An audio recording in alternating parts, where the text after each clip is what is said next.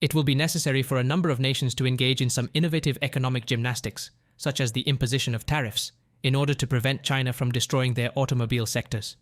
At some point in the future, BYD will sell its products in the United States, either via manufacturing located in the country or through Mexico. The production process has been mastered, and they want to follow Toyota's lead by prioritizing volume above profitability per vehicle. In addition, they intend to capture whole parts of the automobile market, much as Toyota did. Thus, keep watching this video to see why China is dominating the auto market.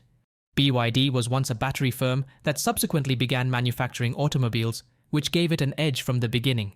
In the year 1966, Wang Chuanfu, the current chief executive officer of the company, was born in Wuwei County to a family of farmers in one of the poorest counties in China. Mr. Wang was raised by his elder brother and sister when he was left without parents when he was a teenager. Following the completion of his education in engineering and the physical chemistry of metallurgy, he met his cousin in Shenzhen in 1995, and together they established BYD Enterprise. To compete with more expensive Japanese imports, the two individuals established themselves as makers of rechargeable batteries. These batteries were used in electronic devices such as laptops, cell phones, and other electronic devices. Beginning in the year 2002, it was a publicly traded firm. However, it quickly expanded its operations by buying Jinchuan Automobile Company, a state-owned automobile manufacturer that was experiencing difficulties. However, Beijing authorities were seeking a niche in the market that China could fill, even though electric vehicles were still in their infancy at the time. Subsidies and tax incentives were implemented during the beginning of the 2000s when the government began to place a greater emphasis on the generation of renewable energy. For BYD, the timing couldn't have been more ideal. The company had been producing batteries, which were, in essence, the engines that would power electric vehicles. Warren Buffett, a billionaire investor from the United States, purchased a 10% interest in BYD Auto in 2008. He said that he believed the company would one day become the largest player in a global automobile market that was being forced to transition to electric vehicles. Indeed, he was correct. Currently, China is the world's leading producer of electric vehicles, mostly due to BYD. Beijing is eager to maintain that edge. In June of last year, it provided electric vehicles tax incentives of $72.3 billion over a period of 4 years. This was the most significant inducement at a time when sales had slowed down. BYD is said to owe its rise to its primary business, which was batteries, according to analysts. Making them in-house allows BYD to save a significant amount of money since they are among the most costly components of an electric vehicle. To get batteries, competitors, including Tesla, depend on manufacturers from third-party companies. According to research by UBS, the BYD Seal has a 15% advantage over Tesla's base Model 3 sedan, which is manufactured exclusively in China. The Seagull, which is BYD's entry-level electric vehicle, can be purchased for $11,000. On the other hand, Tesla has just introduced a sedan model called the Model 3, which has a starting price in China that is about $36,000. The Chinese corporation seems to be successful in other areas as well, as seen by the fact that it surpassed Volkswagen of Germany to become China's most popular automobile brand earlier this year.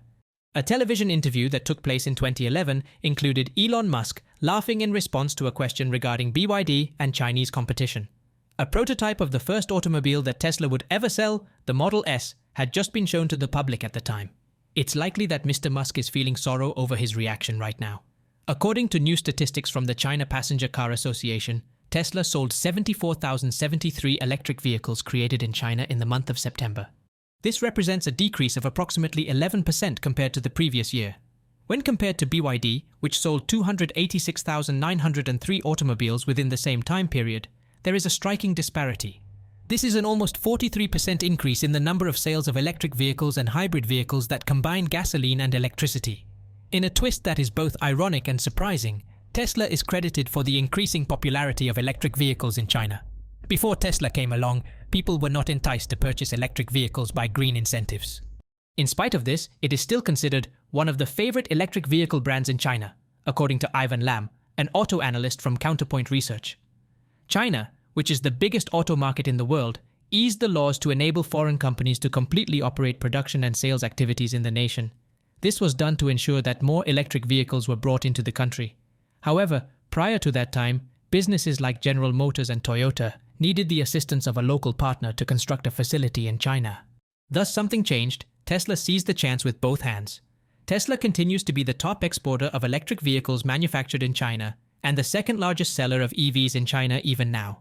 The ambitious ideas that Mr. Musk has for expanding his influence in China include the construction of gigantic battery warehouses that would function as a kind of electric vehicle grid, providing electricity to charging stations.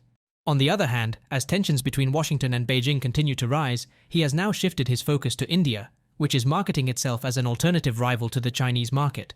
Musk has said that Tesla would be in India as soon as humanly possible, after a meeting that took place in June of last year with the Prime Minister of India, Narendra Modi. Legacy automakers whose businesses are still driven by gasoline engines are finding themselves in a less favorable position as time goes on.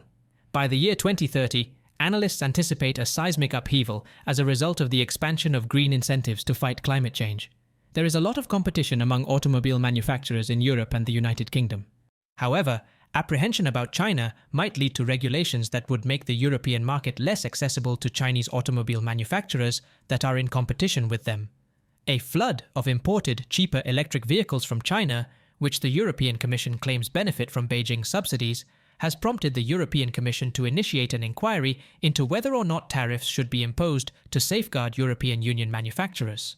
Ursula von der Leyen, the President of the European Union, said that the government had not forgotten the impact that China's unfair trade practices had on the solar sector.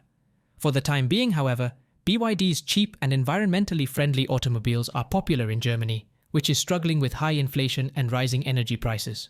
Also, the home of Mercedes-Benz, BMW, and Volkswagen is having trouble keeping up with its production of electric vehicles for the worldwide market. The proof of this struggle was on display during the largest automotive exhibition in Europe, which took place in Munich in September. The subject of discussion at the show was Chinese electric vehicles. There is a need for reasonably priced goods and services all across the globe.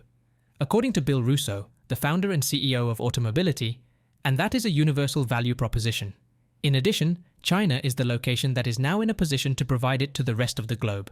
Tesla's journey to the position of being the largest electric vehicle business has really been profoundly entwined with the growth of China's electric vehicle sector. Not only have local Chinese governments been offering financial incentives, but they have also been aggressively wooing Tesla to construct manufacturing plants inside the nation. Because of the favorable local legislation, the company was able to construct its gigafactory in Shanghai in a very short amount of time in 2019. At the moment, the Shanghai Gigafactory is the most prolific production center for Tesla, and it is responsible for more than half of the Tesla automobiles that will be delivered in 2023. On the other hand, the advantages have been reciprocal. China has also benefited significant amounts from Tesla. The firm is responsible for imposing what is known as the catfish effect on the electric vehicle market in China. This means that it has compelled Chinese manufacturers to innovate and attempt to catch up with Tesla in terms of everything from technological advances to affordability within the industry. And that wraps things up. We appreciate you taking the time to watch this video. Please hit the subscribe button, and we'll see you in the next one.